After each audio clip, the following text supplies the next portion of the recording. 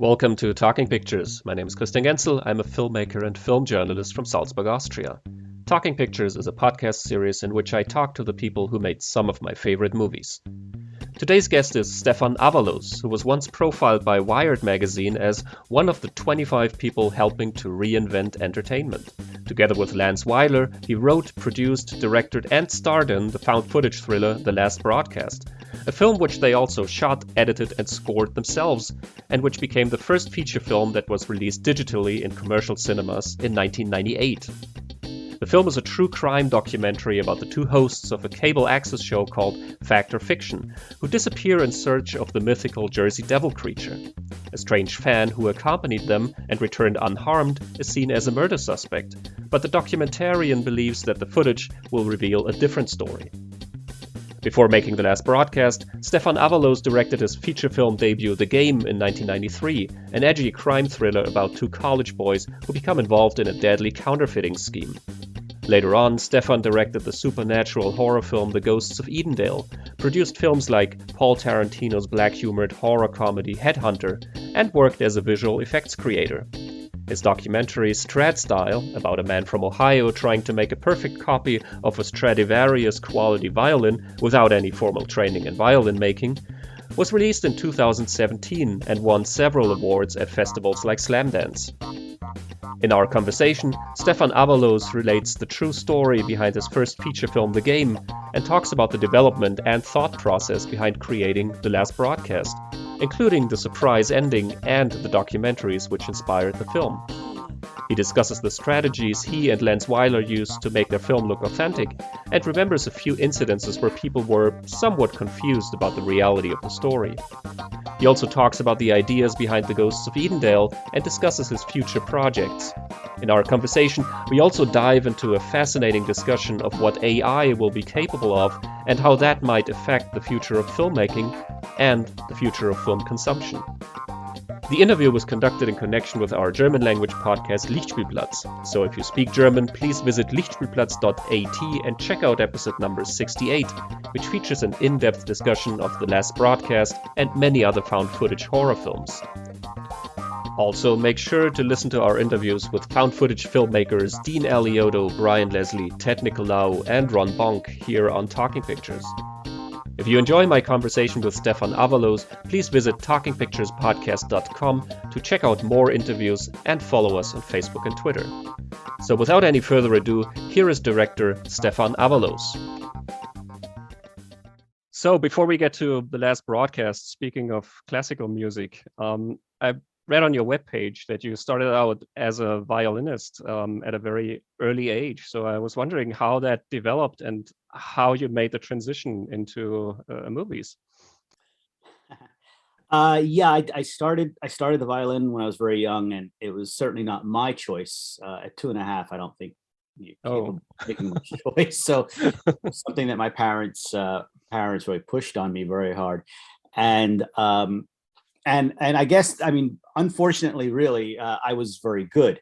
And I say unfortunately because it was never really something I loved to do. Playing the violin, playing any instrument to the level that you need to if you're going to be a serious classical musician is a lifestyle. It's not just something you do on the side. It's every ounce of your being, and that wasn't really something that I was very happy with. But it wasn't until I was about 15 years old that I kind of had the courage to say that. By the time I was 10 years old or 11 years old, I knew I wanted to make movies. So it was really one of those things that even as I'm studying my violin, practicing the violin, I really in my heart wanted to make movies. And it was the music in the movies actually that made me aware of filmmaking to start. Mm-hmm. So as a kid, I watched like Adventures of Robin Hood, the old movie with Errol Flynn, and Korngold did the score for that. Korngold's one of the greatest composers of the 20th century, and it was the music that made me aware of the edits and the filmmaking and the craft of filmmaking. So I was very heavily and remain heavily influenced by music for film, as I think most other filmmakers. But the transition was not an easy one. It was kicking it, it was difficult. because I had to tell my parents I didn't want to make. Well, my father at the time, that I didn't want to make movies. I didn't want to make movies. Yeah. So what were your first steps into the movie business? How did you get your foot into the door? Well, I mean, I started, the first movies were with, my friends in the backyard in the summertime with a video camera. And those are the old days of where the camera is one piece and the recording device is another, and you're lugging these things through the woods, and they don't belong to you. They're very expensive to begin with, so they belong to your parents. They have to make sure you don't mess them up. And we would make, generally we would make horror movies. We were really into the sort of slasher movies of that era. And so, we would make, stuff that had lots of, tubes with squirting blood and fake knives and all the kind of stuff that, that we would do. And then from that, I went to school and started shooting actual film and learning how the process of shooting on film goes, and sort of learn the rules and the grammar and the history and the theories, and sort of a more formal education that way. And then right after that, I actually chose instead of completing school, I decided to save the tuition money and try to make a feature film. Oh. And so when I was 22 years old, I embarked on my first feature, and it required significantly more money than just the savings of not going to school. So I hit the streets and raised money and did it the real old-fashioned way of getting investors, and that was shot on film, and it was very classically made. It was kind of a crime thriller, and so that was my first film. It was called The Game, and I made that in 1993, and it actually did well. In terms of distribution, it was distributed all over the world. It was in Europe, Germany, Austria. It was. I think it probably can still be found, but I never saw a penny. So I really, distributors really kind of took me for it. Oh, there you go! Here. Wow, how about it? There it is. I don't even have a copy. That's amazing to see that. But yeah, that was my first film, and it was made for it was a bigger budget than other movies, but it's a way under budgeted movie. It was very, we're making by the seat of our pants. So wow, that's amazing to see. I found it very funny because the sort of not the opening, but one of the first scenes, sort of the start, the premise is a couple of independent filmmakers have all this money that they printed and think, oh, well, we could do something with that. I kind of thought, okay, that's nice. It's sort of like a comment on the world of independent filmmaking in that sense. By hook or by crook, you try to make them make. The funny side note to that, and it's enough time has passed that there's no problem saying it, but that part was based on reality. Oh wow! When I was in college, we did goof around making counterfeit money as a gag, just like it was in the movie. And just like in the movie, a bunch of friends did spend it. And just like in the movie, the one guy got caught by somebody. However, it really was the Secret Service that got him. And when I say him, it was me. I see. I was actually arrested, and the whole thing for counterfeiting money back then. Oh wow! Did you have to sort of pay a fee, or did you get a slap on the wrist? I was very, very lucky in that that they gave me probation for 1 year of I was not a criminal. I had never committed a crime. I was a good kid. So, and the Secret Service realized that very quickly, but they still take it very, very seriously. And so I actually had to do a 1 year of probation. I didn't have to go to meet anyone, but I just had to not get in trouble for a year. But I learned the ins and outs of counterfeiting of money in that time period. And I eventually decided, hey, you know what, that might make a fun first act for a movie, and then try to take it off on a whole different angle.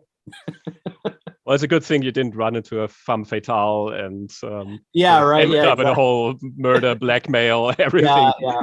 Well, it was the story. I mean, when I was sort of when the Secret Service did get me, they were like, it's a good thing that we got you and not some crooks because you're playing their game. And so in my head, I'm taking notes for what's going to be my first feature film as I'm being arrested and thumbprinted and mugshots. And yeah. So there you have a little bit of an inside scoop on that. Yeah, that's cool. And I like I said, I felt like, okay, this is an independent filmmaker commenting on it. So you sort of sense that there is something, you know what you're talking about. Right, I guess. right. I didn't expect that, but yeah, it's an interesting side to the story that I mean, like I said, at this point in time, it's been so many years since that transpired that I have no issues with saying it. And it makes for a fun story, So yeah, so I have a federal criminal record somewhere in the Organized Crime Bureau of Philadelphia. Wow. Yeah. So I think another thing happened on the game, at least I think that's what happened. I saw a name in the credits, a guy who's become very important for your next film, Lance Weiler. He was one of the grips on the film. Was that where you met Lance on that film? Met Lance. Yeah, I met Lance in school. And so we had worked on each other's movies quite a bit, and we were very good friends. And at that point, Lance was working in commercials. Actually, he was beginning his career in commercials. And so I hadn't seen him as much, but he was in town, and so he helped a little bit with the film on a couple of days. So yes, so that was so we had already been working together, as students and as friends on our films before the last broadcast. So yeah, good eye. That's very impressive. So how did the two of you decide to team up and develop the project, the last broadcast? What was the genesis of that? Well, what happened was that I had made this movie, The Game, and it had gone, like I said, in spite of the fact that it was distributed worldwide, I never saw a penny. So I was broke. And when I say broke, I was in debt. I was working, an editing job that would, pay bills, but it was not a good time. And at the same time, Lance was trying to make his first feature. He was trying to embark on the same thing that I had done at that time. And so he was in the raising money process, and that's a very frustrating time in the process. And about, I'd say 9 months or so into his attempt to make his first film, the first sort of video editing cards that were becoming consumer-based cards were becoming available. And it's so funny to say this now because any camera, anything can do that, but the idea that you could actually edit video on your home computer was just a mind-boggling thing. So they were just becoming available. Where when I did The Game, I had to rent a flatbed, and we were shooting on film, and post-production was just incredibly expensive because all these things were rentals. So they would always be, the clock was always ticking on them. So at that point, Lance and I looked at each other and we're saying, well, okay, we have a we have a camera. It was actually the best video camera that was available for consumers at that time. And this computer that could theoretically actually, cut these two pieces of film together or video together. And so that had always been one of the big stumbling blocks to making movies, with the actual tools. And so we were like, well, why don't we try to make a movie this way? Let's make a movie using this stuff, and try to see if we can do one instead of having to spend $180,000, $200,000 on a movie. Let's try to see if we just do one for no money, because we don't have any money. So that was the thing, and very quickly we're like, well, the other big issue with movies are actors. You have to get actors, you have to hire them, you have to find them, if you use them, you need to pay them something, or at least feed them. You have to find a place for them to sleep in, the basics. So we're like, well, can we get rid of actors? We got rid of the camera, we got rid of the editing equipment. Can we get rid of the actors? We're like, yeah, well, how about we're just in it, And so it evolved actually very quickly, using those kind of like looking around the room. What do we have? Sort of. So, which at the time was a. I mean, now of course this is the way so many people make movies, but at the time it was a very sort of fresh approach to sort of be able to do away with all the constraints that generally come with making a movie. So it really started more or less from a technical standpoint and from the circumstances that you were in, and out of that you developed the story and the approach that you of Yeah. how you wanted to tell that story. Yeah, it was one of those things that we looked around. We said, look, let's make this movie with the equipment. So the equipment was first and foremost, and then very quick, like almost instant. I think for maybe a minute or two, we thought of some sort of kind of crimey kind of thing, but almost instantly we were like, oh, well, let's make a horror movie. And so then I was talking to a friend of mine, and we were talking about, we want to do this horror movie around here, and here being Bucks County, Pennsylvania, which is very close to New Jersey. And we want to just see what we can do. And this friend of mine goes, well, why don't you do something about the Jersey Devil and the Pine Barrens? And we're like, oh yeah. And at that point, that legend had always been kind of this sort of goofy local folklore story legend. Never thought much of it, but he said that, and then we started exploring that, and so then that's how the whole Jersey Devil thing kind of evolved. Mm-hmm. And at one point we had really thought about doing it as a kind of horror movie, but it was going to, again, that get too complicated in terms of what we could do. And we had also been really impressed by, and when I say impressed, I don't mean in a good way, but they had left an impression by these sort of really cheesy documentaries in the 1970s, like In Search of Bigfoot. There were these very kind of garish, over the top documentaries. And so we started renting a lot of these old documentaries that were very lurid movies, like about Charles Manson and things like that. And the Manson tapes, I think, was the name of the movie. I can't remember the title, but or the Manson fan, I don't know. But the host, the guy who made the documentary, he's front and center. He's in the movie, and which I think is terrible filmmaking, to be quite a documentary filmmaking. I don't think the documentarian should necessarily be in the movie, like it's a TV, So, but we saw these as all these points, and we thought they were amusing, and they were things that we could mimic. And that's how we came up with the sort of, I would say, the style, the grammar of Last Broadcast, in terms of having the person being in the story. And of course, I'm assuming that most people who are going to take the time to listen to me talk about this have probably seen the movie and love it or hate it for the reason I'm talking about. But we very quickly became obsessed with the idea of, well, a documentarian obsessed with being in this movie would be the perfect, serial killer. And at the same time, I'd also been playing with trying to make video look like film and try to do story narrative thing. And we had both come from the narrative world of filmmaking. And so very early on, we thought it would be really kind of an interesting experiment, an interesting sort of just comment on what's real and what's not if the movie that you think is a documentary suddenly becomes a narrative film. Like if we, like we were like, well, there's plenty of movies where in the end, the people break the fourth wall, where you've been watching a movie and they're acting, and then suddenly they look to the camera and they wink to the audience, and you're like, well, that's all fake. We're like, well, could we do that in reverse, where the whole time we've been talking to the audience, and now in the last moment we stop, So it's a reverse of the fourth wall, breaking the fourth wall. So that was a very early notion, and we were really excited by that. I think a lot of people watching the movie think it's sort of like just this idea we tacked on to the end at the end because we couldn't figure out how to end. It was actually one of the first things that we thought of, and we built the movie with that in mind.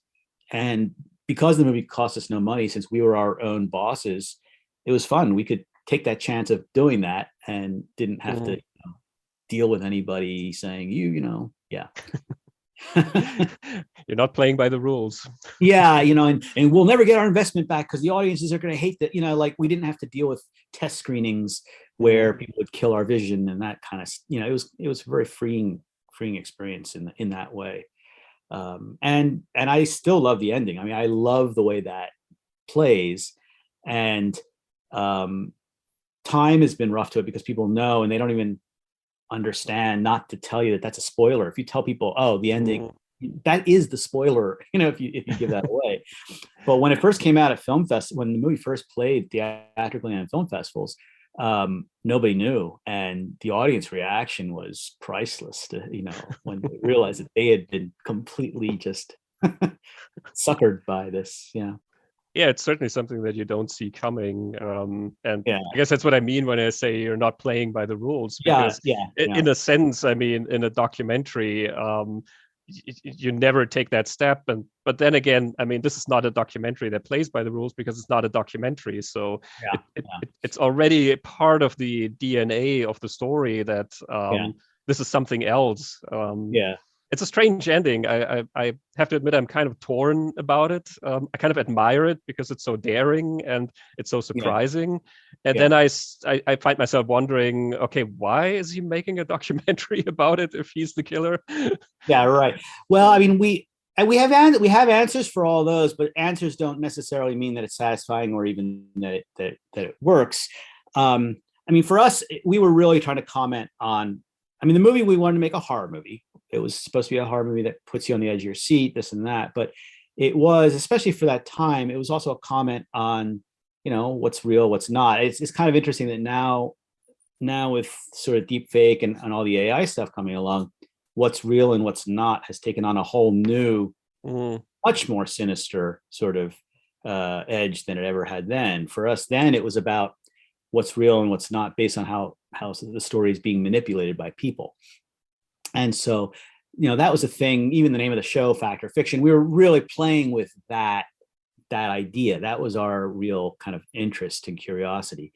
And so we thought the ultimate sort of proof to the audience of what we were saying, that, this matters, was by saying, you guys just thought you were watching a documentary. You weren't. You were watching a narrative film. And, at the time it worked because nobody knew the movie's history. It had no history. So even at film festivals, we would ask the programmers to introduce the movie by David Lee and say, he's here in the audience and he'll be giving a Q&A afterward. Our names were not even presented when it would be introduced. So the audience would be completely taken unaware, caught unaware. And so that was really the big thing. Now, it could be argued that, well, yeah, fine, dandy, you've made this kind of intellectual thing, but whatever. It's supposed to be a horror movie, and as a horror movie, you really pissed me off because you didn't deliver the goods. So there's those two schools. I understand that perfectly, but I'm still happy and content that the movie is hopefully a movie that people can discuss on different levels for that. Yeah. I mean, I just love it when a movie surprises me. I just love it when a movie dares to be different and, dares to try something. So I guess even though I say I'm torn, I sort of lean towards, hey, that's more original than, whatever else you would have come up with. Sort of like a regular ending to the documentary with the filmmaker saying, but now we know that it wasn't him or whatever. Yeah. It's also interesting that the whole Jersey Devil thing is sort of a red herring in the entire story. They're looking for the Jersey Devil, but he never plays, or it never plays into the whole scenario in a sense. Yeah. No, it doesn't. It is an absolute red herring. And I think, for us, one of the issues was that when we were really looking at the legend and the folklore, it's, to be quite honest, it was just not interesting enough for us to make a movie out of it, at least not a documentary. Maybe we could. I mean, it's something that I think maybe somebody that has a different slant could do something interesting as a found footage film. But we just didn't think it would be very interesting, or I don't know. It felt that it would be a bit adolescent if it was just a bunch of us running around the woods screaming from a monster. And it's kind of funny to say that because, we had hours and hours of footage of that, and we were cutting it, and we were saying to ourselves, there's no way that people would watch an hour and a half of just really crappy video of running around in the woods. That would just annoy me. Yeah, exactly. Like, we need to make sure that the people watching this movie realize that we're not just two morons making a movie. So we are going to frame it as a documentary with the rules and the grammar and the lighting and the proper look of a documentary, so that when you see this found footage, you realize, well, this is this is archival material. We didn't think that the public would put up with, that anyone would put up with, an hour and a half of just crappy footage of running around in the woods. We were wrong. Yeah. And it's become a standard. Also, like you say, people running away from a monster that's chasing them through the woods. Yeah. I mean, that's sort of the basis of most of the found footage movies. It is. Yeah. I mean, I think to our point, most of the found footage movies aren't very good because of that. I mean, there's a couple, there's quite a few gems, but there's a avalanche of just bad, because anybody who turns a camera, they're like, well, it's found footage. That's their excuse. And you're like, no, well, yes, I guess it is, but it's also just bad filmmaking. I mean, this is not worth anything, So there is that kind of, I mean, I think it's good that we all have the tools to do whatever, because out of that comes some amazing art, but it is sort of a shame when it also cheapens an entire genre.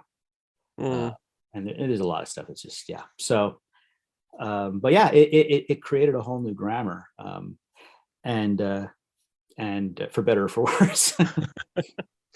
How did you go about making a fake documentary, in the sense of, did you have certain techniques to pretend that this is something that was just created on the spot, improvisation? How did you plan out the sequences of what you needed and what you needed to do to make it look like it was sort of filmed by accident? Yeah, well, we had a very lengthy outline with the movie, so we knew really the story, where it was going to go, but within that, there was no script that people had to memorize per se. We did have, for the interviews specifically, for the found footage, we did have certain words or phrases or points or times. There were certain markers on the journey that people had to say or do. And if we and the thing also is that we could break character in the middle of a scene with the camera still rolling. It's like, hey, don't forget, you got to say, like, oh, what time is it? Look at your watch. You're like, and then go right back in, because of course, you can edit that with a static cut of the frame, or with an interview, just with cutting to some B-roll or so. So we had that sort of outline, and then we were able to play with that. I think where it was most successful was actually with the interviews, because the interviews, those weren't professional actors, but I think they come off very good. We would tell the people who were being interviewed, we would give them exactly the information that they would have had as the characters. So even though they knew, yes, we're making a movie and it's going to be about the Jersey Devil and these murders, we wouldn't tell them the details. So they would stumble on answers like, well, and that kind of not knowing and that kind of having to think came across as very realistic, because in fact it was real. They weren't reciting words, which is really, that's where you kill sort of a non-professional trying to act that's usually painful to watch. So by giving them just enough information and then telling them what to tell us, and say, well, can you say it this way, or and then they're like, well, what did happen? It became a real conversation rather than acting. When you say they're not actors, were they friends of yours, or did you sort of do a casting session? No, they were basically friends of ours. For instance, the forensic scientist, Dr. Van Waller, his name is Van Weller. If you look at the game, he was the sound man on the game. Oh, okay. And Lance's father was in the movie. Lance's mother, in the beginning, she's the landlady. That was actually Lance's mother. So we had all these different people. The guy who plays the police sheriff was a friend of mine that I knew, from we hang out at a bar. He's a friend of mine. The video editor was a guy I used to work for. He ran a video production company. So these were all people that we knew, friends, and that all had a sort of either vested interest in our making a movie or knew the movie business, but they were all a lot of fun. and we only needed them for one evening each, so it was an easy thing for them. It wasn't like they had coming back. The person who plays the girl, Michelle, she was a friend of a friend, and actually that was the day we shot with her was the first day we ever met her. And like we knew each other via friends, but I had never met her, she had never met Lance, and so we were really concerned with telling her, like, well, we're doing this movie, you know, and we're going to interview you and this whole thing in this interview, but then like in the movie, like we also kill you. And we were like, how's she going to take that? And she was like, cool. I'm like, yeah, but we want it to be like really graphic. Like it's going to be like, you're going to get the movie that I was impressed by, that I really wanted to create the same tension, was Hitchcock's movie Frenzy. Because I don't know if you've seen that movie or not, but you know, the strangler, it's a very brutal real-time strangulation of a woman. And that really affected me more than actually any of the slasher films I had seen, or even any of De Palma stuff. I was more impressed by Frenzy and that scene than almost anything I'd seen up to that point. So we wanted to really see, could we like do something that would feel that uncomfortable for the audience, where we're going to show you, you know, she's going to get killed right in front of you, and it's going to take, you know, that time. And she was like, cool. so we were like, whew, it's going to be good to work with her. And she was fantastic. I mean, she was fantastic. And she could hold her breath for a long time. So it was great. It was a lot of, you know, she was great. But yeah, we met her that very day. Yeah, it's an impressive scene. I mean, I was looking at it thinking, wow, okay, because I sort of knew, okay, I don't think it's a professional actress, so that she would sort of do that. And I mean, it really looks good. The sequence looks good, and it's really, like you say, it's uncomfortable. It's yeah, I was impressed with her doing that, and yeah, she was great. She was a lot of fun, and she's a very cool. I'm quite good friends with her and remain good friends with her. She's a very talented person, and like I said, she was a really good sport with that. Yeah. With all the names, was there something behind those names other than that you were sort of playing with the names? Because most of the characters have a name that is very similar to their real name. I mean, in your case or in Lance's case, but also, like you say, the psychologist or No, we just were like using names that were close to their names just to make life easier. And some of them, every time they would say their name, they'd start to laugh, you know. But it was they were just keeping them closer.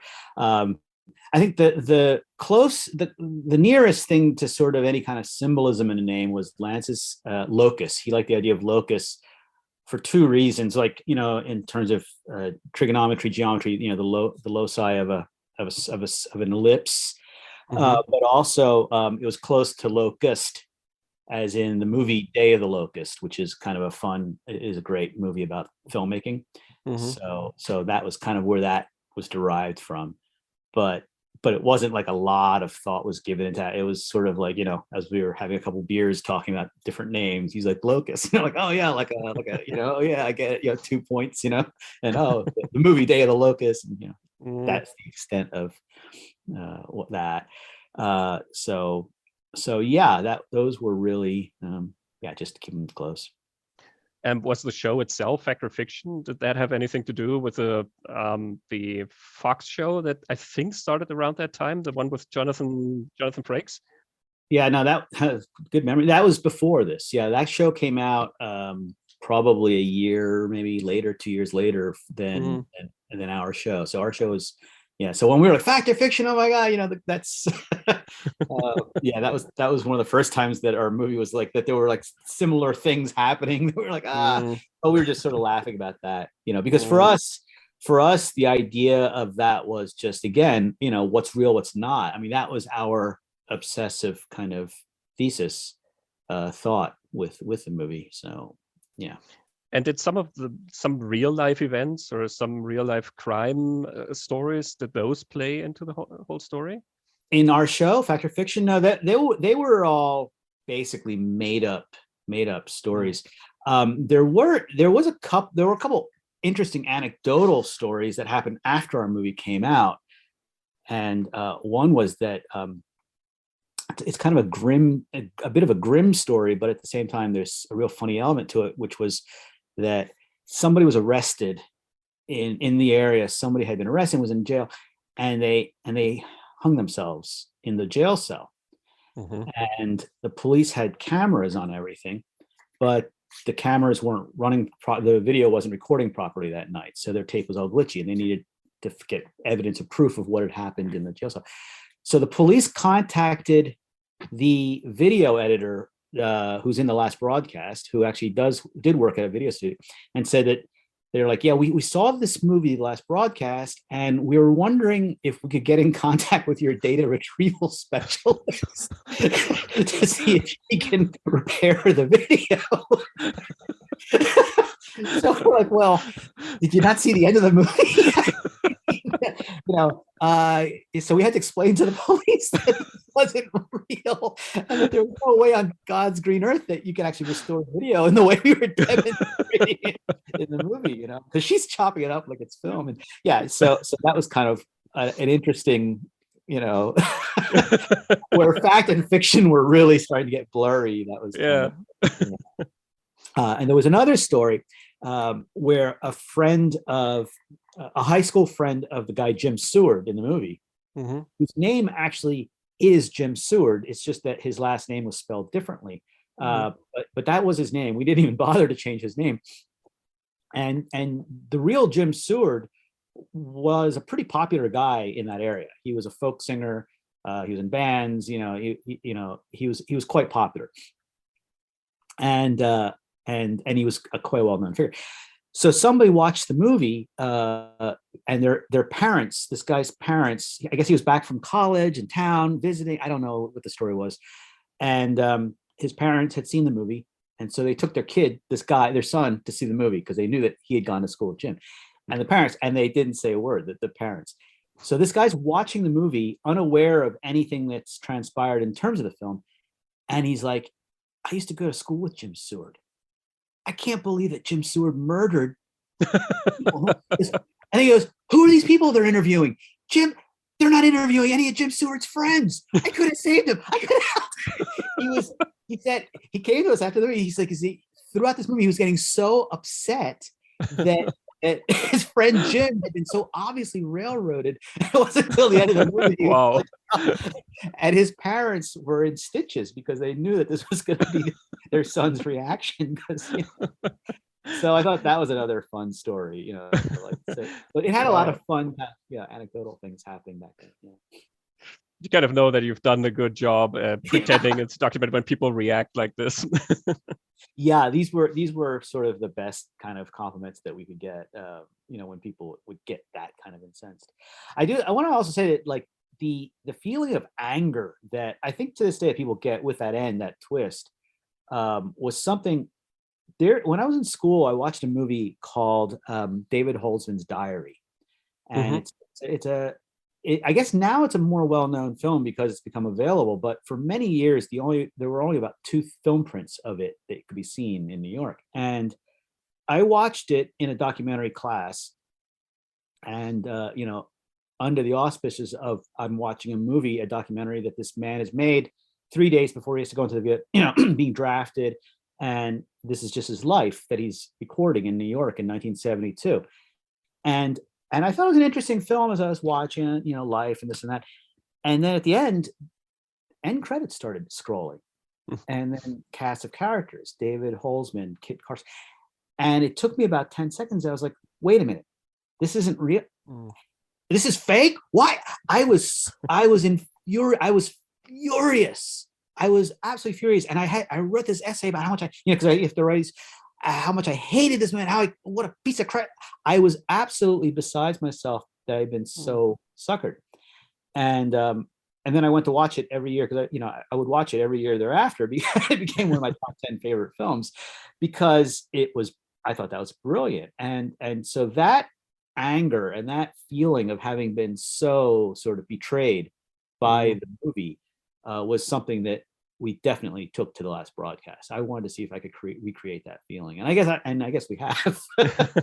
Yeah, definitely judging by some of the reviews that we get. I always find it interesting when a film provokes such a strong reaction, and if that happens to me, I'm automatically curious. Like, first, of course, I'm mad and upset and everything, and then the next day, I'm like, oh wow, why did that happen? Let's take a closer look, and I try to find out why I got so mad, and Yeah, then same yeah, thing happened to me. That movies become sort of my favorite movies after the first viewing, where I thought, oh my god, how dare they? yeah. No, it's true. Yeah, I mean, the worst thing for any kind of art to suffer is apathy. If people just don't care Mm, about it. That's yeah. the absolute worst thing that can be. But getting a reaction, that's a good sign of something. So how have the reactions to the film changed over the years? I mean, I think by now most people know that it's not a real documentary, and of Yeah. course by now people are used to seeing sort of fake documentaries or found footage material. Mhm. Has that impacted the when you screen the film? Well, yeah. So I mean, certainly the again, yeah, like you said, people know now the genre. It is a genre. It wasn't even a genre at the time. People understand. So a lot of our comment has become moot. It doesn't matter because the commentary that we were making is almost built into the definition of the genre now. So Mm, it really doesn't matter. So really, the twist, at the end, also doesn't hold nearly the sway that it would have. And also, since most people do know the movie or they've read, they know it's coming. So a lot of that has been, lost to time forever. And that's a shame. But at the same time, it's a good thing that happens because it means that, as a movie watching culture, we've kind of advanced or grown more sophisticated. I think now it's really become a time capsule of that time period, mm, and that's interesting. And I think that the comments that it made, I don't want to use the word prescient because that sounds a bit sort of ostentatious, I think, to say like, oh, because plenty of people, anybody with anybody in the business could predict where it's going mm, to go, but it has gone exactly where, Marshall McLuhan and what we were saying and what other people are saying about, you know, the media and the message and mm, manipulation and all that, that has happened exponentially, especially even in the last year, especially really what's going on now with all the, as I said before, the deep faking and the AI mm, technology for creating imagery. The message remains the same. Be very careful of what you see and hear. mm. So it's a time capsule that just says like, wow, they weren't that stupid.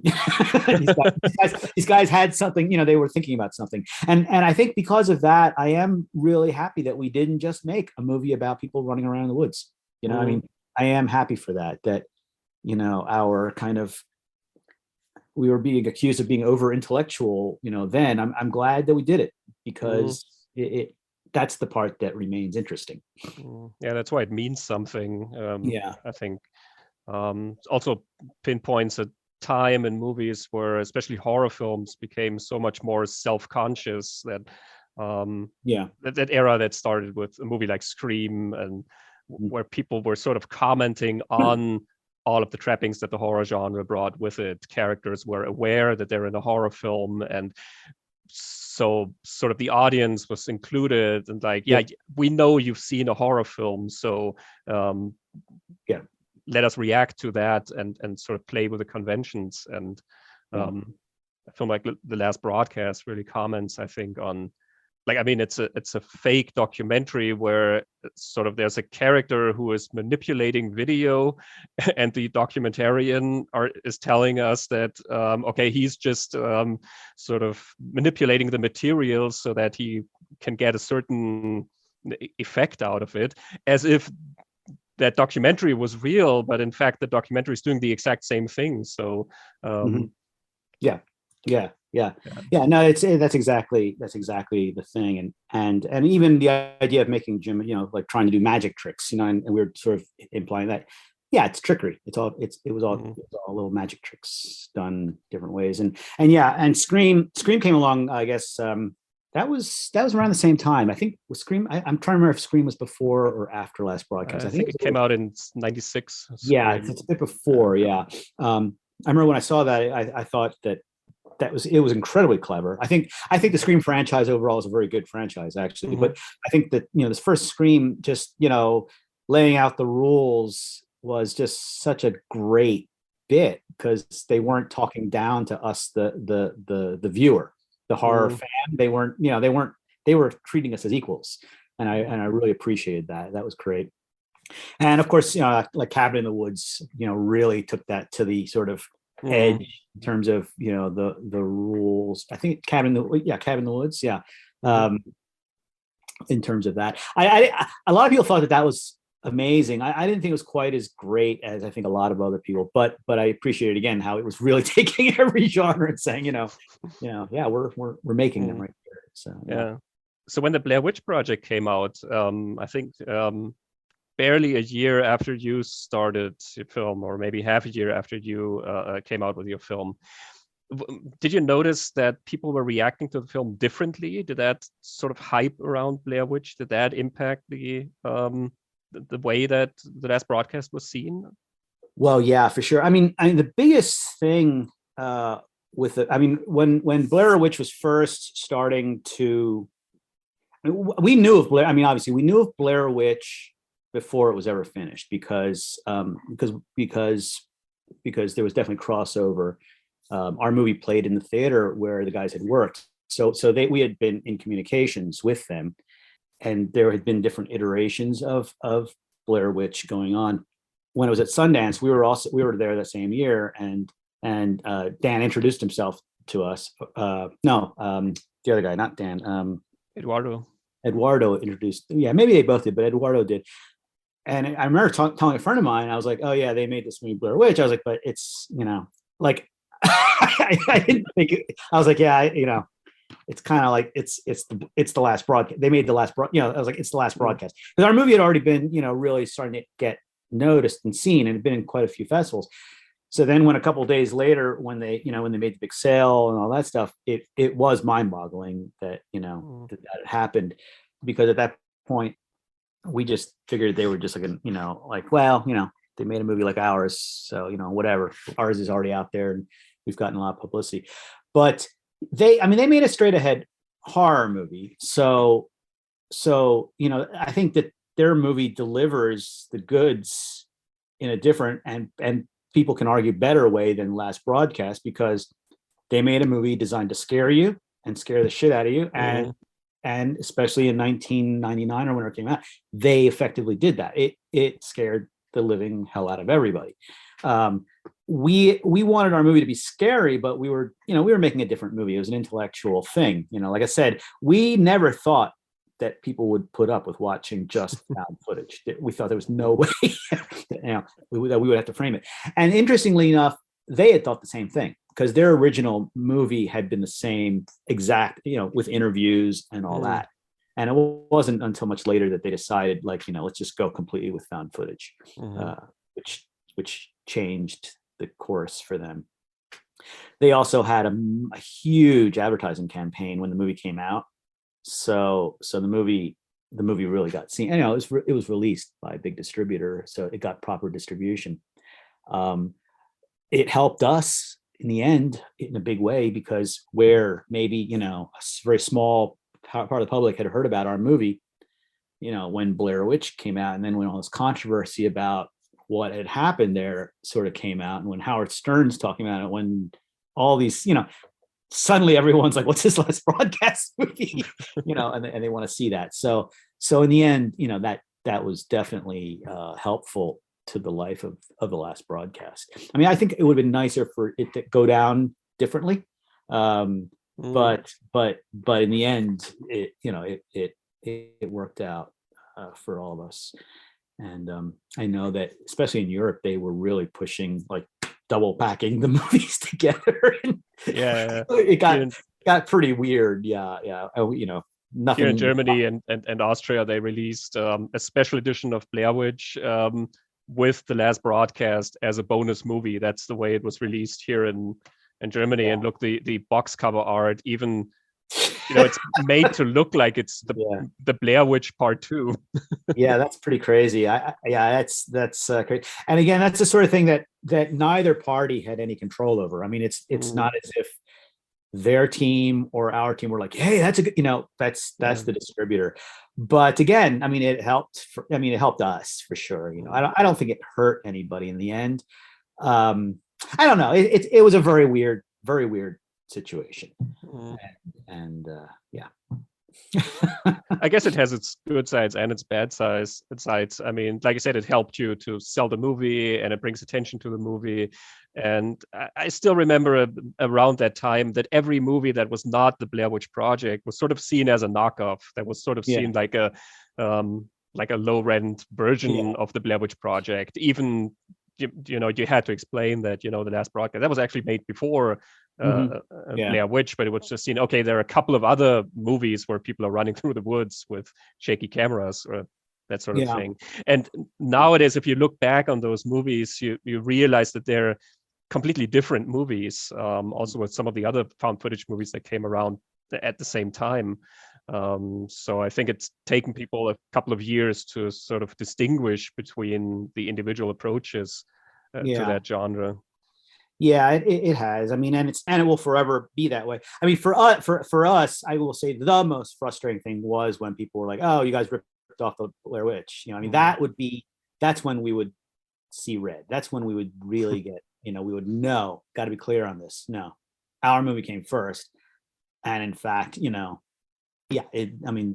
our movie came first. It was out in theaters first.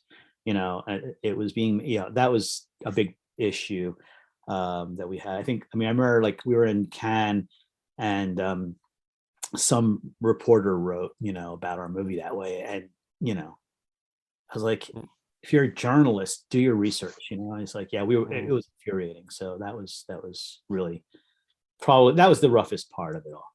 That people would be like, oh, you guys made this sort of cheap version of an already cheap movie. And we're like, no. Yeah, well, there are a lot of lazy journalists, I guess, especially in film criticism.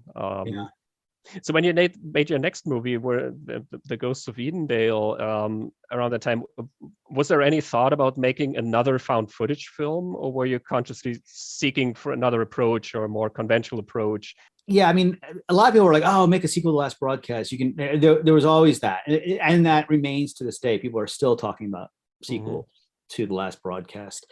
That didn't necessarily interest me, and also, to be quite honest, I mean, I didn't want my next movie to be a horror film. I love horror movies, but I kind of like to mix up my genres because I don't want to be. It's very, very easy, especially if you're a horror filmmaker. It's very easy to be pigeonholed as that. I think someone who makes a comedy or a drama has less of an issue with not getting pigeonholed, but that's what you're known as if you make one or two. And so I was really concerned about that. But Ghosts of Edendale came out of two things. One, that the distributor of Last Broadcast said that, like if you make, or a sales agent rather said, if you make a movie right now, a horror film, we can most likely sell it, based on your name. So that was definitely a plus, especially as I was kind of trying to develop other projects. And there's no income coming at that point for other projects. So you're like, okay. And then I found this kind of interesting story in this area of Los Angeles that I just moved to. And so we tried to make a movie again for a very low budget, but narrative.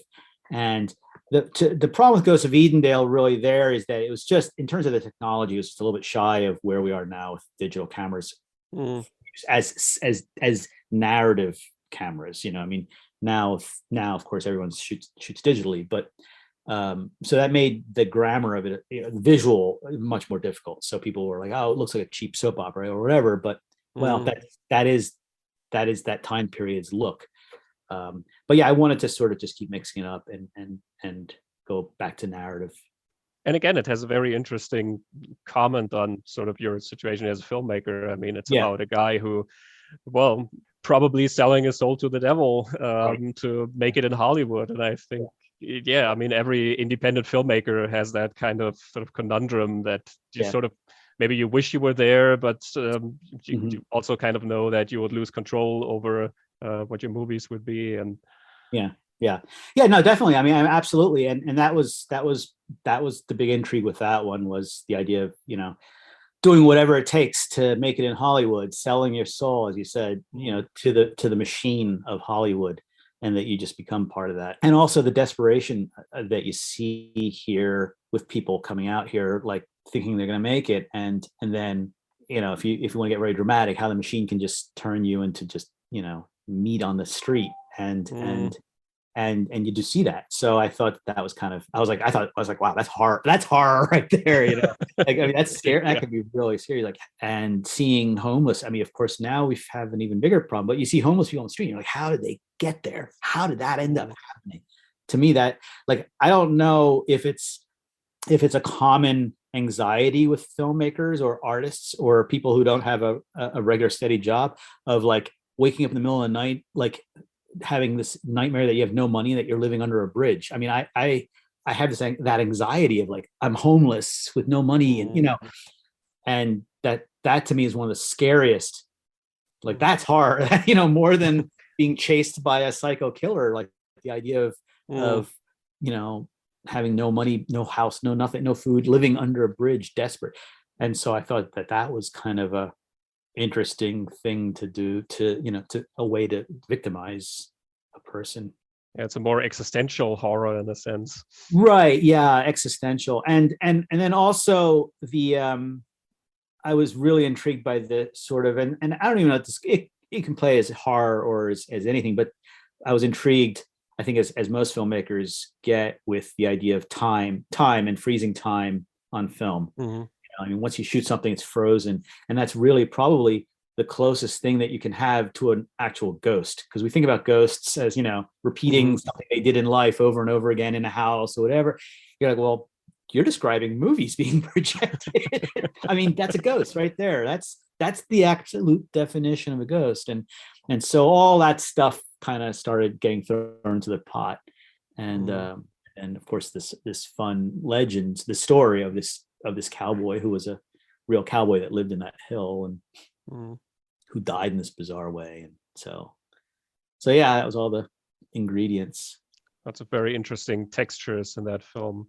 Yeah. I've actually had that experience in LA, where a homeless guy approached me on the street, and he was he told me about a movie that he had shown at the Cannes Film Festival. Yeah. And I mean, I don't know if it was for real or not, but just I mean, okay, this is LA. I mean, like, even a homeless person talks about being in the movie business, or sort of dreams of getting back into the movie business or whatever. It's terrifying. It can be absolutely terrifying. I remember when we moved here, my girlfriend at the time and I, we'd driven across country, just like, much like the movie Ghosts of Edendale, we had driven across country, start a new life. And when we were taking the truck to the rental place, to drop it off, the guy's like, all right, you got everything out of the truck, you got all your your stuff, your clothes, any screenplays under the seat that you left. And I thought that was kind of like this, like, wow, we're in LA now. She thought that was the most horrible thing she ever heard. She was absolutely terrified by the idea that everybody coming here is coming here with a screenplay in hand, and a dream. And it is a terrifying idea when you think about it. Yeah. You sort of have to know that you're going to make your film regardless of how many other people there are wanting to make their films, and you kind of know that not everybody's going to have their screenplay produced or become a director or whatever. But for instance, same in film school, like you're sitting there with I don't know how many people, and you just know not everybody is going to become a big director. Yeah, it's a brutal world of attrition, and of course now, because there used to be certain barriers to entry, like cameras and editing equipment, and just the sheer money that it would take to make a movie, that used to really cut down on a lot of people making movies. Those things no longer exist. So now, making a movie, I make the joke, and a lot of people don't understand when I say it, but I said, now, it's great. Making a movie is as easy as writing a great poem. All you need is a pencil. It's easy. and a lot of people don't understand what I'm saying, but I'm like, there used to be a time when making movies when the pencil cost, $500,000 and you'd have to pay $1,000 a week to have that pencil. Well, you don't, so now it's easy. All you got to do is actually, write the great poem. So it's been a real equalizer. The tough part nowadays is getting noticed, standing out from the sea of films that are being made. Like every day people upload their short films to YouTube, and so many people are making low budget films and don't find any distribution for it. And the noise, the white noise, just the sheer noise has gotten very loud. It's and distribution used to be you could make your movie, but then getting it distributed was another enormous battle. Now technically I can shoot you could have this, you could be distributing this, in another 4 minutes. It's really, then theoretically the entire world can see it. I mean, YouTube allows you to make a movie in real time. It's like, and distribute in real time. That notion right there is unbelievable. But like you said, getting someone to see it is the rub. So things have changed, but they remain the same. It takes a lot of money to get a movie made. Now it's all in the marketing. So yeah, it's a tricky business. And I think that really the thing where it's gotten really difficult is there used to be this saying, content is king. And the content creator, the creator is king. And that's not true at all.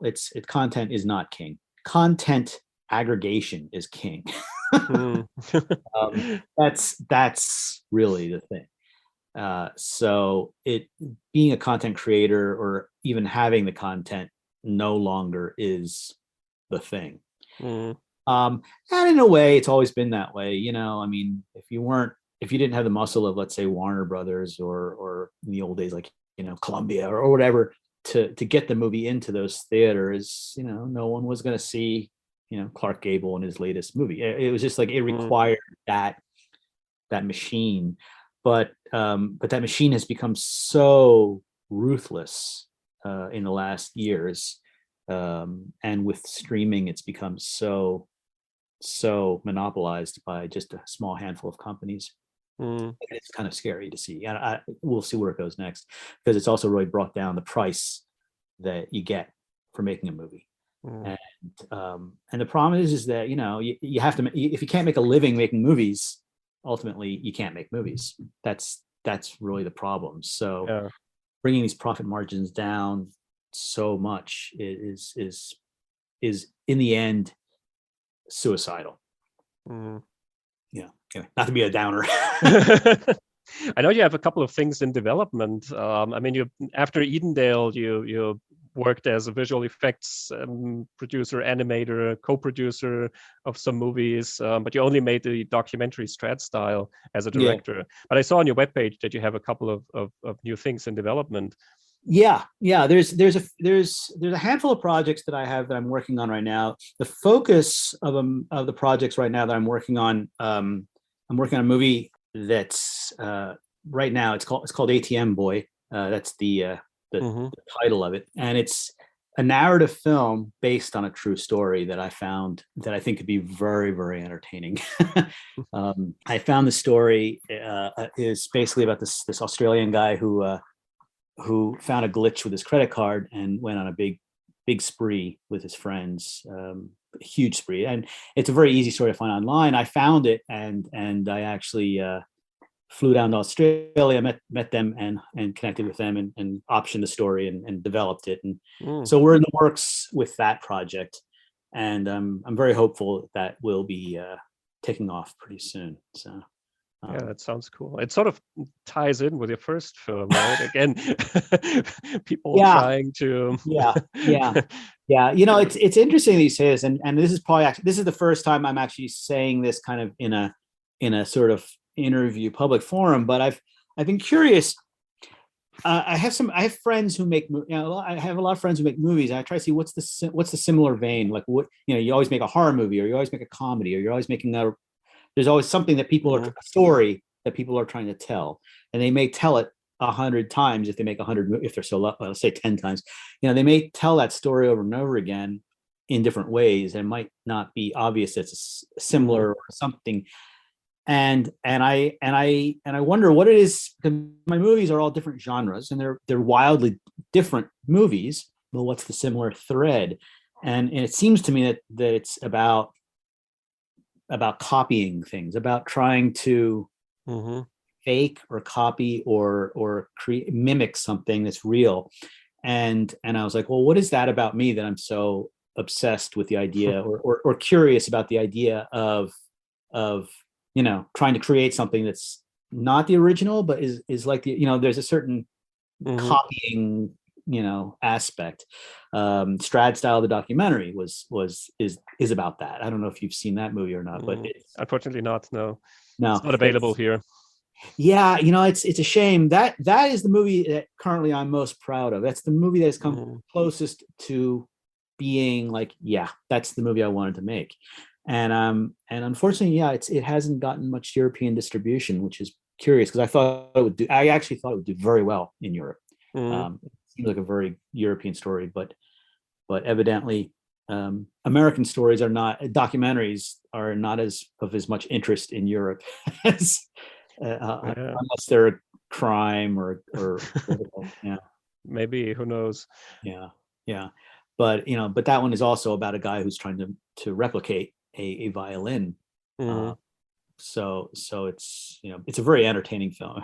It's certainly not a dull movie, but yeah, they're all about that. So I don't know what that says about me. And again, that sort of is a connection to your past with the violin playing. So I always find it interesting that I mean, as an artist, one is, I think, always trying to figure out things about oneself in a way with the stories that one is interested in and that one is trying to develop. So, and I'm always looking for those personal spots when I look at movies from a certain director or a certain writer. Always looking for those connections to the person, to the life of a person, or between the films, where I see, oh, this is obviously something he's interested in or that he is trying to explore. Yeah, no, it is interesting, and it's I kind of am a little bit hesitant to do too much self-analysis, because I first I kind of think, again, especially if I start talking about myself this way, it gets a little bit sort of self-pretentious. It gets pretentious, but at the same time, I also don't want to ruin any magic in case there is something that's really in my head, my subconscious, that's trying to get out. I kind of fear analyzing it too much, lest I destroy that. Looking at a blank page, going, "What do I do next?" Yeah, but unfortunately, again, because it's so difficult to make movies unless you're a really established guy, the time between movies there can be a long time between films, and people got, like, I remember there was one critic when I did STRAD Style, he was like, he hasn't made a movie in nearly a decade or 15 years, whatever it was, and as if I've been like, what's he been doing? I was like, dude, not easy to make a movie, especially in this day and age. That doesn't, there's a lot going on, in between, creatively speaking. So the critics, they get to just sit and watch the movie and then write something like, oh, well, what's he been doing? So I was like, oh, come on, cut me some slack here, because it is tricky. And I know already, since my last movie, it's been 5 years, 6 years, which is, especially with COVID, that's messed up time, I think, for everybody. But you're like, geez, I wanted to have another movie going within, 18 months, suddenly all this time's gone by. So it's hard to sometimes see a person's path when there's so few markers. Yeah, it's true. And I mean, obviously from the outside, you never see the projects that almost came together, the projects that sort of took up a certain amount of time and then for some reason or other didn't happen. And I mean, every filmmaker has a lot of these projects in his career, and unless it's somebody who's really prolific, and you sort of read about I don't know, Paul Verhoeven, and we know that he tried to set up a movie that was made in the medieval ages called Crusade with Arnold Schwarzenegger. And so obviously you have a couple of articles about that, and you know what went wrong. But for most filmmakers, you don't have that, unless in an interview like this, people talk a little bit about projects that they were interested in but didn't happen. Yeah, no, that's right. I mean, for quite a few years, I was working on a project. It's called Diamond Road, and it was a movie that was very close at certain points to actually, moving forward.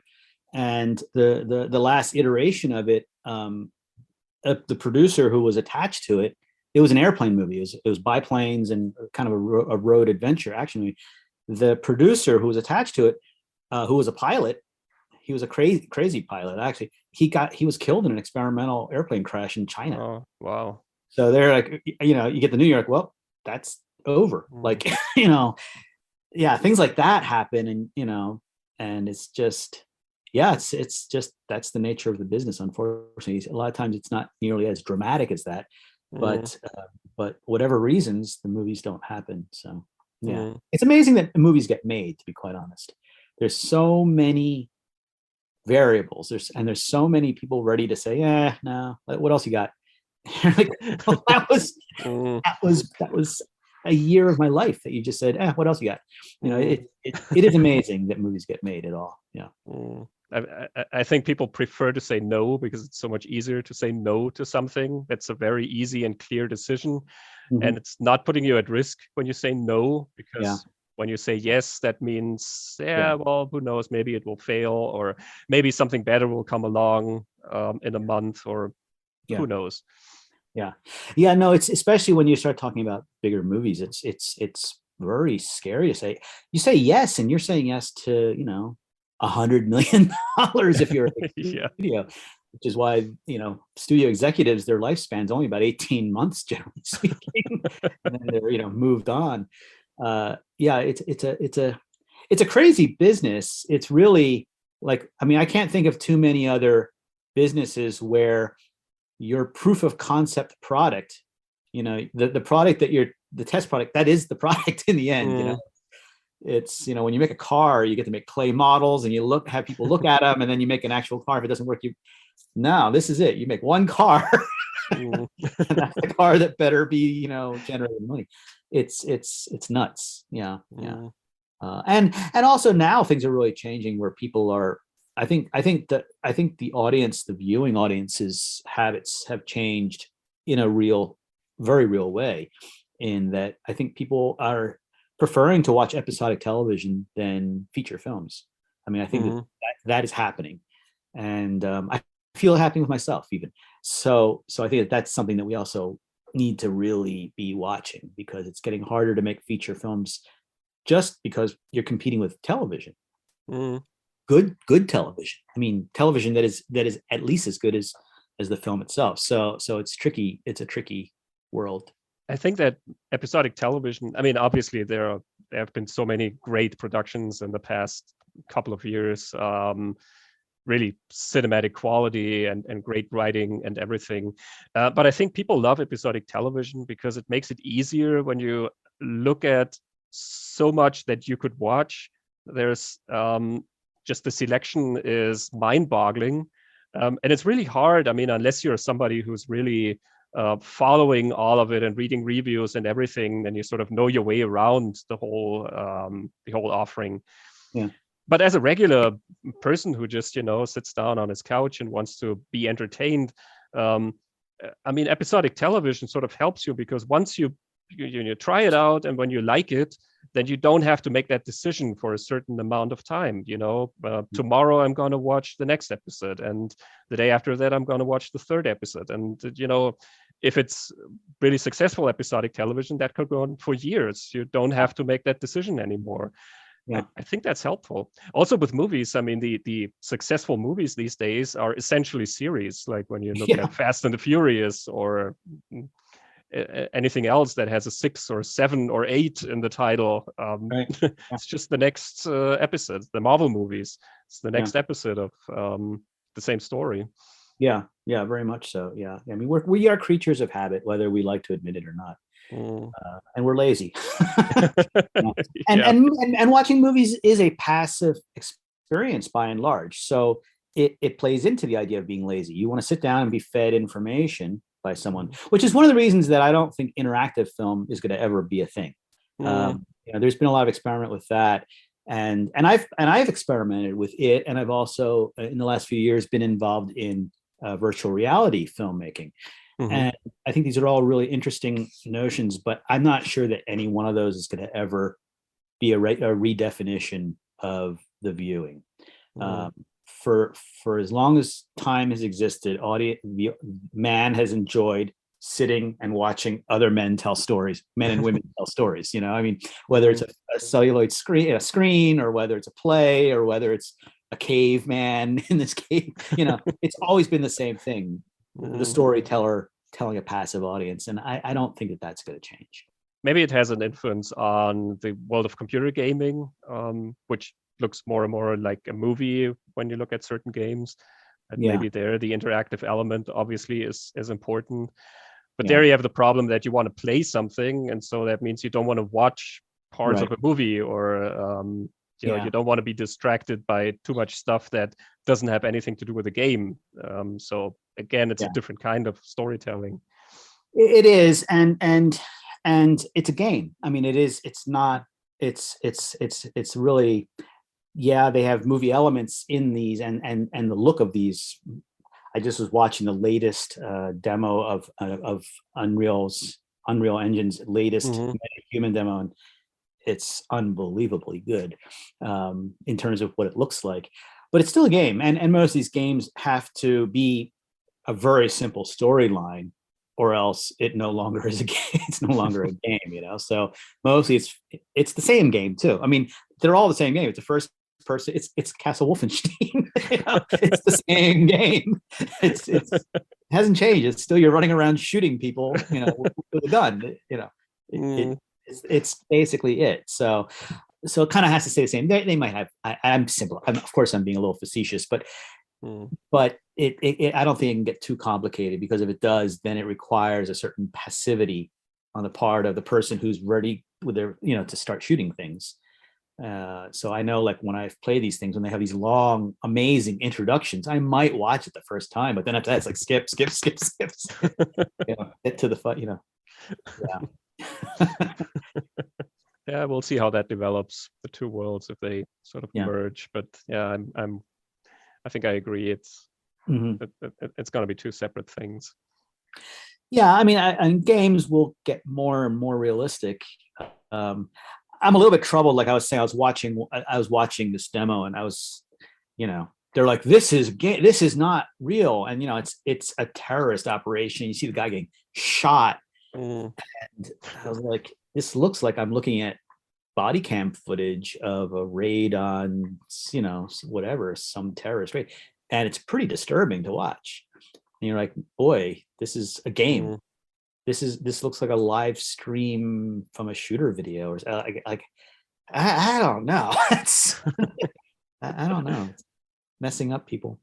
It's going to be interesting if the found footage genre will do something with those photorealistic computer generated images, because I Yeah, mean, like you said before, with deepfake and everything, that opens up a whole new can of worms. And I think a pseudo documentary could sort of really dive into the questions that we're yeah, dealing with today. That I mean, yeah, we can find videos of famous people and they look perfectly realistic, and they were never there. They yeah. were just computer generated. Hmm.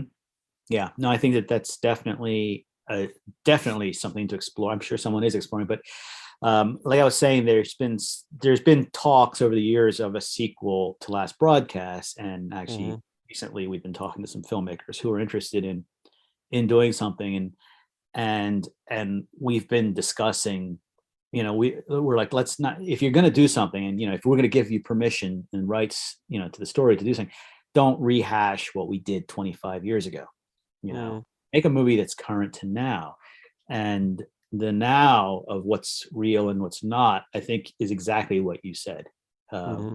It is, and I've seen some really interesting stuff that is being done, again, using the Unreal Engine or others, where it looks like real found footage, but it's all, computer created, which is pretty amazing. Yeah. So you would be a producer on that new Last Broadcast film? Yeah, we would be producer. We would not direct it. So it's an interesting. Yeah, it could happen. I mean, it could happen, and we just want to make sure that the filmmakers, and we're trying to not. And again, we've had conversations with others over the years. We don't want to be that producer that we deal with, which is the person who's raining on someone's parade always, or saying no, or interjecting their ideas too much into something. Don't want to be that, but at the same time, don't want to have a filmmaker sort of take the lazy way out and go like, oh, it'll be like a sequel, well, David Lee was actually not, it's like, do something really that makes us go, whoa, that's unique, so we were putting forth the ideas of, what's going on with the fakery, and also again, I don't know how VR fits into it all, but I'm intrigued by VR quite a bit. I think that there is a definite future there that's interesting, and it's very immersive, and it'll be interesting to see. I'm trying to figure out the cinematic grammar of VR, because that's developing, because you can't make obviously you can't make a movie in the same way. You can't do the same editing in that style, so it sort of feels like a new grammar has to be developed, or is being developed, that will work.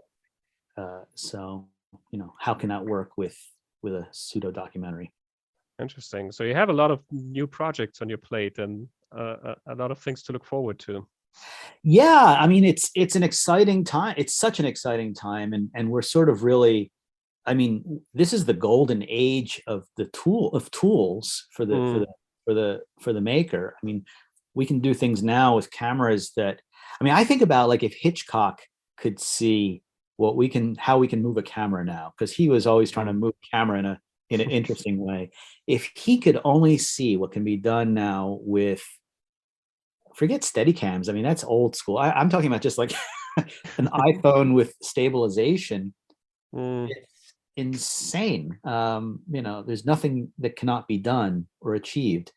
And the video editing technology, again, I'm experimenting and sort of testing out some of the post-production stuff utilizing AI, and it's frightening. It's mind-boggling what can be done already, and what'll, next week it'll be a whole different story. It'll be that, it'll be 5 versions ahead by then. It's happening so fast that's also just incredible. I mean, I'm trying to figure out how to make a movie, like I said 25 years ago, make a movie with no actors. Like how, jumping that, we always talk about the uncanny valley that of when you can finally really buy a CG character as being real, and at which point can we make a movie with just have everybody on a Zoom conference read the screenplay and act it, and then you're like, okay, thanks guys, I'll see you in 6 months, and then you come back with a movie with all the locations and everything done, having used those performances that you shot that way.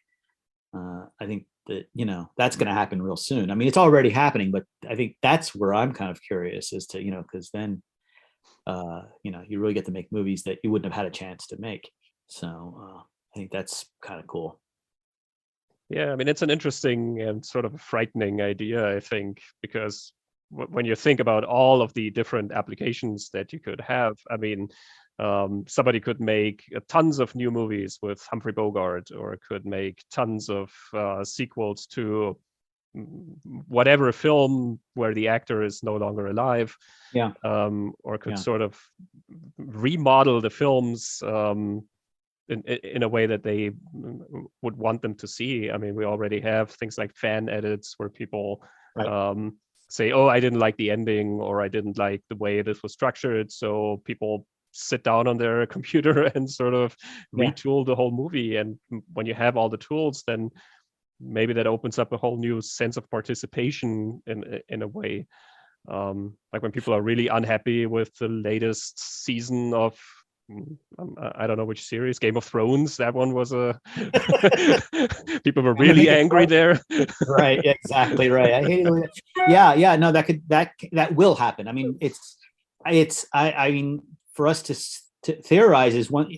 It's going to happen. I mean, it will happen. For one of the things I just was reading, and I think it's really interesting, and I'm curious to see how this shakes out. But Grimes, the singer Grimes, she is releasing all of her voice wave files and audio and the software so that people can actually make their own Grimes songs with her voice. And it will be her sing. It will be perfect because, of course, with the machine learning, this is happening now. And so she's inviting, people to make music with her voice, basically her voice, her sound, her production. And if they make any money, she splits the royalties with them 50-50. Wow. I think that's kind of a curious model. I wonder how that'll shake out, but will we ever get to a point where Tom Cruise is like, all right, well, if you make any money with my face, I'll take 50-50. I don't know. It's tricky to see how that'll work, It's like the Mission Impossible construction kit. You sort of buy exactly. the tools. Exactly. Right. Yeah. It's exactly that. Open source filmmaking, it'll be interesting to see how that works, because that is the next step. Definitely, there's no question, because you're already, like you said, the fan films are already, some of them are spot on perfect. They look perfect. And then you're seeing the deep fakes. Now people go like, oh, what if Tom Holland played, Michael J. Fox's part in Back to the Future or whatever? You see those things. You're like, yeah, looks perfect, but it's still Michael J. Fox's performance underneath. So it's not as if it feels different in any way, except that it's a different face. But when you have like the guy, the Tom Cruise guy, the deep fake guy doing the Tom Cruise, Instagrams, this is a guy who can, imitate the personality, the persona of Tom Cruise very well. And so then when you stick Tom Cruise's face on there, that is Tom Cruise. I mean, I'd swear I was watching Tom Cruise, playing a Spanish guitar or whatever this guy does. So that'll be a whole level of where you have impersonators. Then, I don't know artistically, ethically, and financially how it shakes out, and neither does anyone else. But it's we're in for a very interesting ride in the next couple of years. It's definitely an interesting one. Yeah, it's definitely exciting. I mean, the possibilities, that's I think always what drives the movies, in a sense, the technical possibilities. That's through the history of filmmaking. That's always been part of it. What can I do to create an illusion? Yeah, absolutely. I think the trickiest thing is going to be and it's not going to be, it is already now for sure, is how many people can actually make a living doing this. It does come down to that sort of simple economic necessity, which is sort of it's an ugly truth, is that we can't all be amateur filmmakers. When I say amateur, I mean someone who's not making their living. You can have there's plenty of amateur filmmakers who are much better than the professionals, making much better movies, but they can't make a living doing this. So that's a difficult notion, because if I can't, then I can't make movies. Another reason that there's such a time period between my movies is because I have to pay the mortgage. So I need to have a visual effects company producing things, and I need to be doing things that actually make money, but that takes away from the art. So I think that's something that a lot of people, especially people who are just finding these tools, they don't realize. They're like, oh, we'll give it away for free and it's great publicity. It's like, well, but publicity isn't going to buy my food. Yeah. So I don't know if it returns us back to the sort of, I don't know, the Renaissance, medieval times, where we have benefactors paying artists to paint the chapel ceilings or not. But it's definitely the whole model is changing in a big way. Definitely. Yeah, but I think a lot of people are not going to be able to make it, at least not, as you say, as professionals earning money, making a living out of it. People will have to do it in their free time. And if AI can do so many jobs, also the jobs that you need when you're making a film, then that will mean fewer people are making money producing movies. Like, I don't know, can you do it without a screenwriter, for example? Like if you do a really generic rom-com, then maybe AI can produce a good script for you. I don't know. No, it will be able to. I mean, already, especially the newest version of Chatbot, the 4.0 version is stunningly good in terms of coming up with boilerplate stories. And I look at them and they're like, well, it's not very creative. You're like, well, yeah, but neither is a lot of Hollywood stuff. So it does that. The whole AI thing is an entire beast that is going to be, I don't think it's an understatement to say that it's the most significant leap forward in terms of human. I mean, you talk about revolutions, the industrial revolution or the internet revolution or the Bronze Age even, I actually believe that this, what we're seeing, especially, I mean, I've been involved with it for several years. I worked with a company in Silicon Valley in 2018, developing an AI machine learning program for post-production that when I was seeing that, I was seeing the writing on the wall. But this year, especially, this is 2023 is the year that it really hits the ground. I think it's as significant as the Industrial Revolution, or even the Bronze Age. This is the last great invention that humans will create. This is it. After this, every invention from here on will be created by machines. Humans may have a little bit of input and say, hey, I'd like to see, but it's going to be the machines that actually figure it out. That significance, I don't think, can be understated. I think people are starting to catch on, but this is the last great invention made by humans. That's significant. Definitely, yeah. Not just in terms of filmmaking, in terms of the whole society and the way that we live our lives, I think. Yeah, for sure. I mean, I think the creatives always thought they would be the last to go. They'd be like, well, haha, truck drivers, you're out of, too bad for you, but can you write a poem? Guess what? Guess what, guys? Yeah. I was actually talking to a friend earlier today. If movies were made by artificial intelligence, would I want to go see that? I mean, other for the novelty value, like the first movie that is generated by an artificial intelligence. Yes, obviously, I would want to see that just to see what it is. But in generally, like every month, every week, movies come out created by artificial intelligence. Would I want to consume that? Would they be advertised as such? Would the poster or the info on the streaming service, would it say this movie is AI generated? And I think no, because I'm looking for something else. I'm looking for that, like I said, the personal things, the human element in the storytelling. Somebody who's telling me how they see the world, somebody who's trying to entertain me with a good story, a good joke, or trying to frighten me, or but I have a feeling of connection to another human being in that moment. No, I agree with you 100% on that. I think that what's going to happen is you're not going to know that it was AI. I think there's still going to be somebody taking the credit for it. And certainly, and this is where I do have the hope, because I will admit that I'm using these tools.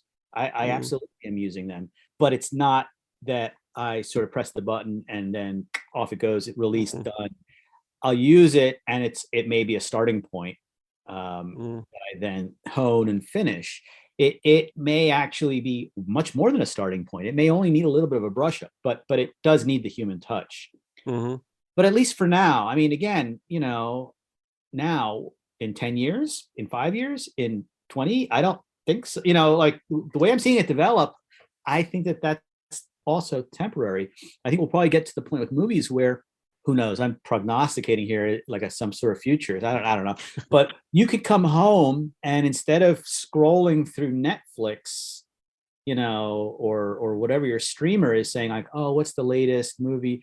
You could come home and say, like, I want to see something kind of like Seinfeld, but maybe a little bit more R-rated, and then it'll just get generated for you. Mm-hmm. I mean, that could happen, I think, where it's that. I mean, I keep looking at music. Well, the thing, music as being one of the things, like has somebody yet come up with an AI that could be like, oh, I want to hear a Beatles song, like a new, I want to hear a new old Beatles song, like, or like I want to hear a new old Rolling Stone, pick, Dave Brubeck jazz thing that would have sounded like early Brubeck, or like I'm just making up and pulling stuff out of the air, and that it then boop makes it happen. And that's not happening quite yet, but we'll see how long it takes. And it will be, to your point, it'll be interesting to see how satisfying it is to the end user. Like, do I derive joy from hearing that? Because like you said, there's nothing like listening to something from somebody you respect, a new artist. You're like, all right, what have they made? Movie or book or music, or it's exciting.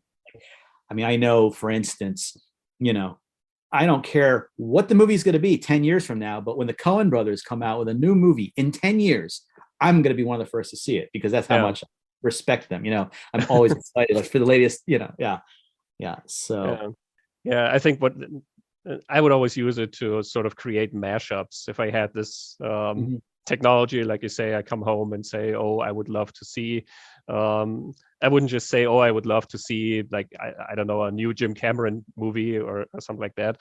I would create little jobs like, okay, what would it look like if Blake Edwards directed Avatar? And then that gets generated.